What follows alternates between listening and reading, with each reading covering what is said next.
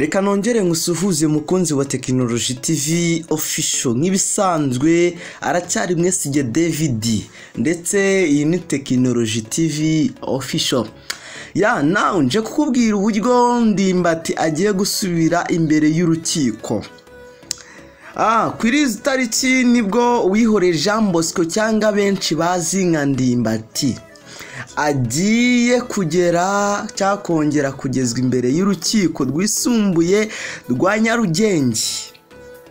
Murabizi neza yuko mu minsi yashize mu mezi ashize twabagejeho video y'uburyo bamucishe ku rukiko bakamuburanira ariko birangira byanze agumamo.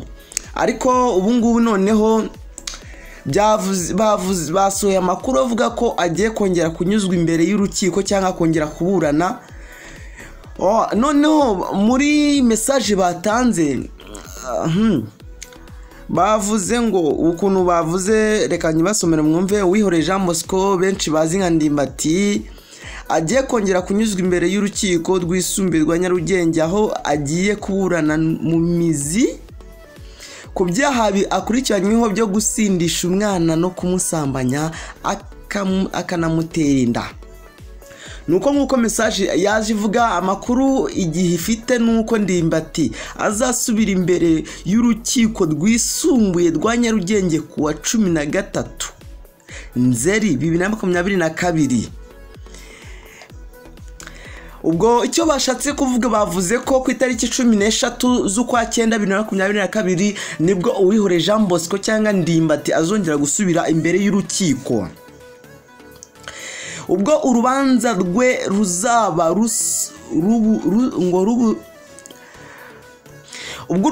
ruzaba ruburanishwa cyangwa ruburanishwa mu mizi rugiye kuburanishwa nyuma y'uko kuwa 28 Mata 2022 urukiko rwisumbuye rwa Nyarugenge rwanzuye ko ubujurire bwa Ndimbati wasabaga ko akurikiranyweho afunzwe buteshejwe agaciro. Mbese yasabaga ko akomba kurikiranyeho adafunze nyine ari hanze.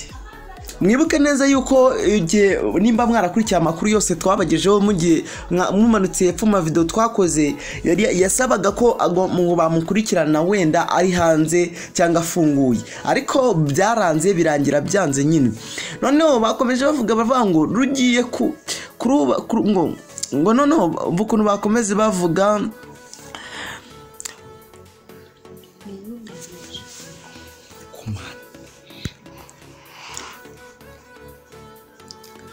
mwiburanisha kwifungo n'ifungurwa ry'agateganyo no mu bujurire bw'urukiko rwisumbuye rwa Nyarugenge. Ikibazo cyabaye ingutu n'amatariki y'amavuko y'uyu mukobwa agaragaza ko yari atarageza imyaka y'ubukure.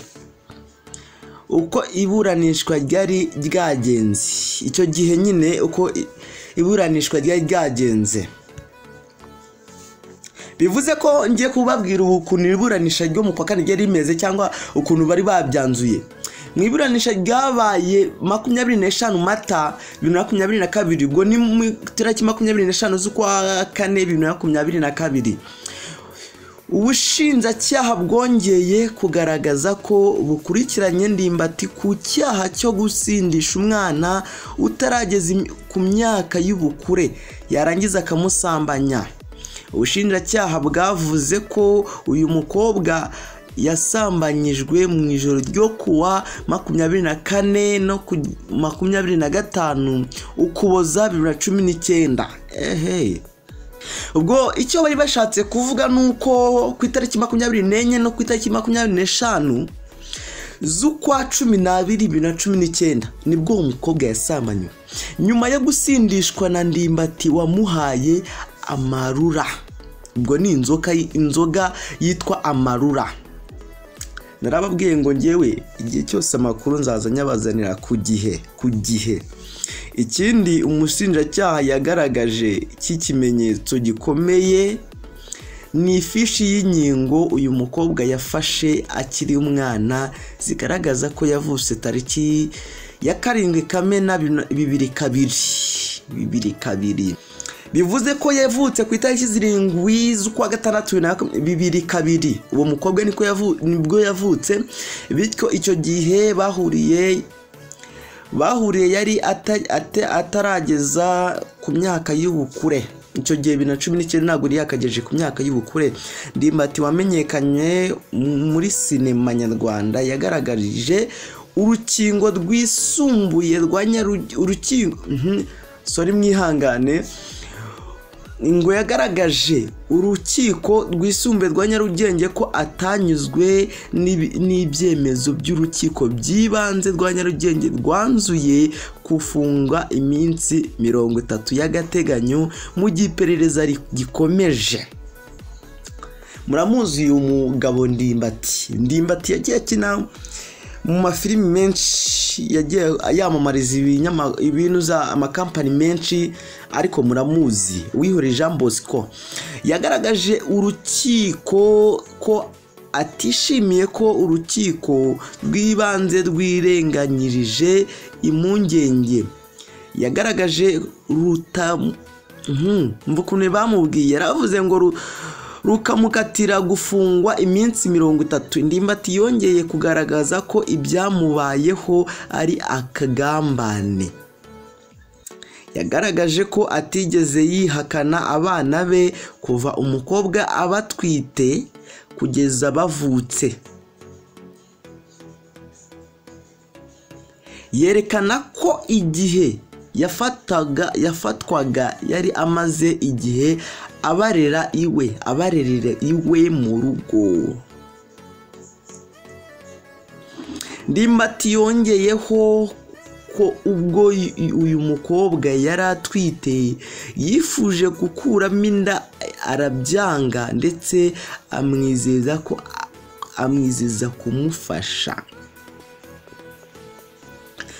Uyu mugabo yavuze ko ibyamubayeho ari akagambane, agaragariza urukiko ukuntu umukobwa yabanje kumusaba miliyoni 5 z'amanyarwanda kumugodeshereza inzu y'ibihumbi 300 by'amanyarwanda, ndetse no kumushakira umukozi wize kwita ku bana.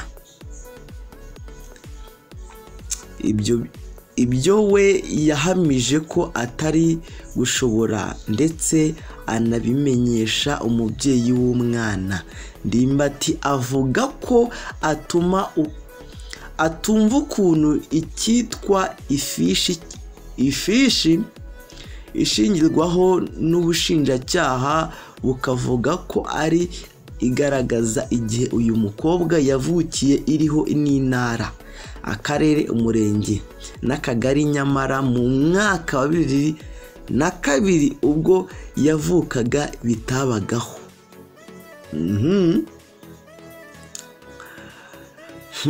Ibintu birakaze. Ngikindi kandi Ndimbati yagaragaje urukiko nuko ifishi yo kwa muganga igaragaza uko ubwo uyu mukobwa yari amaze kubyara abana be yandikishije ku wundi mugabo witwa Kwizera Jean Claude. Ko numva bikaze. Ndimbati yagaragaje kandi ko ku ifishi yo kwa muganga uyu mukobwa yakoresheje amaze kubyara amazina y'abana ariho atandukanye n'ayo yatanze ubwo yatangaga ikirego. Nubwo yemeye gufasha abana aba bana, Ndimbati yabwiye urukiko ko akimara kubona iyi fishi yo kwa muganga yatangiye kwibaza ikiyihishe inyuma. Nitwa Mwesige David. Ndimbati avuga ko yaryamanye n'uyu mukobwa ku itariki 2 Mutarama 2022 mu gihe ubushinjacyaha bwo buvuga ko baryamanye ku itariki 24 na 25 Ukuboza 2019. Ndimbati yihamirije neza yuko ngo yaryamanye ku itariki n'umukobwa ku itariki 2 z'ukwa mbere 2020, ariko urukiko rwavuze ko baryamanye ku itariki 24 na 25 Ukuboza cyangwa 2019 z'ukwa 12. Simbizi ikindi Ndimbati n'abamwunganira bagaragaje urukiko rwisumbuye rwa Nyarugenge n'ukuntu urukiko rw'ibanze rwa Nyarugenge rwirenganyirije abandi bemeye kwishingira no kwemeza ko aburana afunze. Nuko iyo nkuru yari imeze. Ibyo nibyo byamuranze mbere yuko banga ko ajya kuburana ari hanze. None rero uyu munsi amakuru yasohotse, Ndimbati agiye gusubira imbere y'urukiko. Ndimbati